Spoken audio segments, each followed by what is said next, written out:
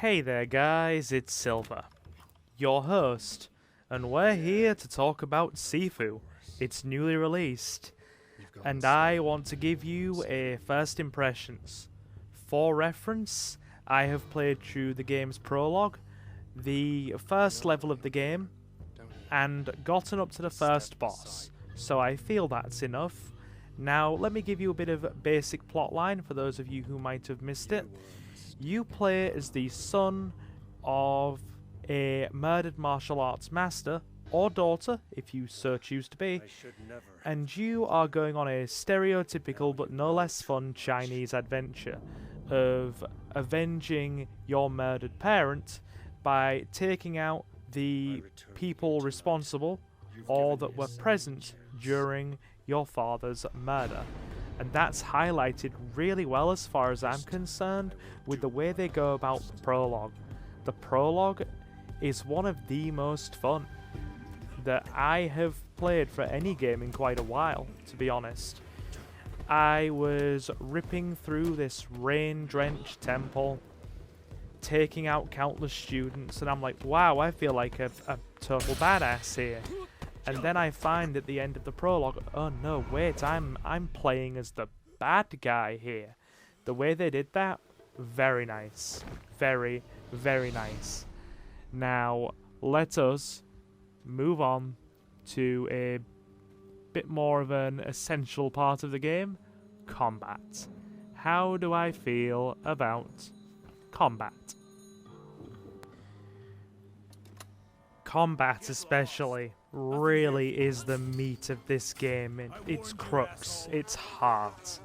It has a lot of thought and complexity and detail, and you've got to learn through trial and error all of the various combos, the light, quick strikes, the heavy bone-shattering attacks, the ducks, weaves and dodges, when to properly use your guard against vastly more numerous enemies, how to break out of being held by very large foes that can throw you around like a ragdoll, and being able to pretty much overcome situations that are thrown at you with the tools that are given.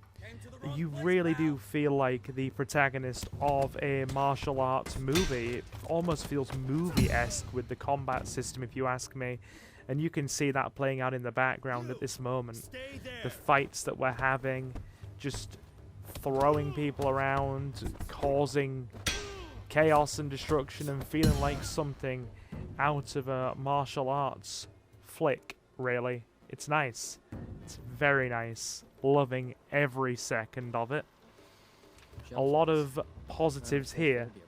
The only thing is, it does get complex because every kind of tool that you have is situational.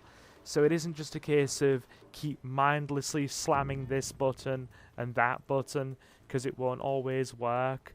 And sometimes you've got to be really mindful and use the scenery and things that you have to your advantage to overpower enemies, keep a distance from them, then maybe vault over a pallet of wooden boxes or climb up a wall to evade and bring some space between you and your foes, that kind of thing. And then once you've separated enemies out or managed to find a way to split them up, then take them out and pick them off.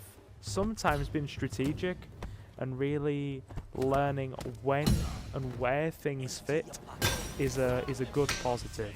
You might also be thinking, with large amounts of very aggressive enemies to deal with, how do I go about leveling out the odds if I'm struggling a bit when it comes to grasping the combat system?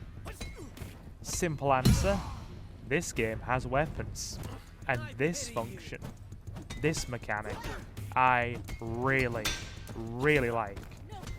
From iron pipes, to steel bars, to brooms, to glass bottles, you can throw weapons at enemies, you can clonk them over the head with them, you can really just give them a thrashing. And really, if you at least master the guard system and the defensive system, I've found, effectively block and then just really lay the smackdown on enemies with weapons. Like something out of a Bruce Lee movie. Throwing around an iron pipe or like slapping somebody in the side of the head with the brush of a broom. It's all good stuff. It's all very good stuff. The weapons are, yeah, they're a very core part, and you are going to need them at times to balance things out. From what I've played so far, I have really enjoyed the level design and the scenery in this game. It has really stood out to me. The prologue, set in the grounds of a large martial arts temple on a foreboding and rainy evening, is very, very nice. Smashing through doors, going into halls and pretty much fighting students. That was really nice. And then when you move on to the main game itself and you go to the first segment where you end up in a crumbling apartment complex going through to a warehouse that's pretty much run by this gang who were a part of the group who played a role in killing your father. There's a lot of detail, from graffiti on walls to lots and lots of long winding corridors, and you go into rooms in the apartment complex and there's people sparked out, sprawled over couches, radio broadcasts actually playing out in actual Cantonese as well. It's really nice. Really, really nice. As opposed to something that's procedurally generated, it has a lot of love and care and attention to detail in it, and is very colourful. As you can probably see in the background, the art style looks really nice, so there's a good bonus. Always happy when love and care has gone into the scenery and the level design, and it totally has here. Really liking it. The resurrection is where a large part of the game really does derive its challenge, if you ask me. Or the resurrection mechanic, so to speak. You obviously age the more you die, and it becomes a situation where you have to really start to consider, well, the older I get, I believe it works this way, the older I get, the more my health goes down, because my body is no longer as strong as it used to be as I'm getting older, but the amount of damage that I am actually able to deal has an increase, because with age comes experience as far as these kind of martial arts adventures go. That's a nice touch, though I do prefer to have the extra health as opposed to the extra damage, because the health is going to allow me to weather a bit more punishment, and there will always be enough aggressive enemies. The way the resurrection mechanic itself is actually implemented, that's an interesting one for me. I like it, but do I think it's perhaps a touch too unforgiving? Yeah, a little bit. Basically, each time you die, it adds to a death multiplier. ×1, ×2, ×3, etc. And then every time you subsequently resurrect, you come back a little bit older, because your death counter or multiplier adds to your age. Basically meaning you start at 20 years old. Say if you died the first time, your multiplier goes up to +1. You come back at 21 years of age when you resurrect. Then if you die again, it goes to +2. So that's another 2 years on your life, so on, so forth. Multiply by 3, 4, 5, going all the way up to 10. A little bit harsh, but I do like it. I'm not saying I don't like it, it's just a bit unforgiving. Especially if you are one of those people who is going to struggle from the trial and error learning from experience element of the combat system. I wouldn't change it, but at the same time I am going to be slightly critical of the difficulty element it brings into play there. You can obviously see why. This game has a very interesting way it goes about its upgrade system. You find dragon statues scattered throughout the various levels. Usually maybe Warehouse. I'm getting 2 or 3, at least in the first level. And when you find them and go over to them, you can then use them to strengthen your various abilities.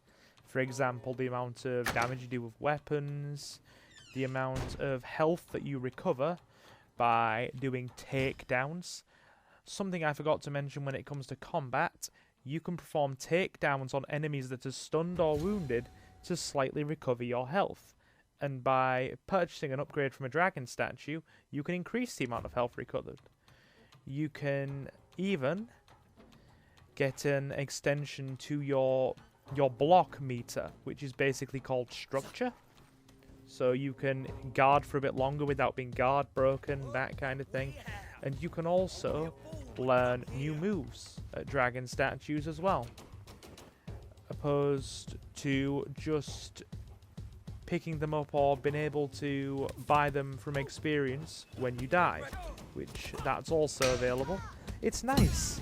It lets you strengthen up along the way and take the edge off things being hellishly difficult and being somewhat outnumbered.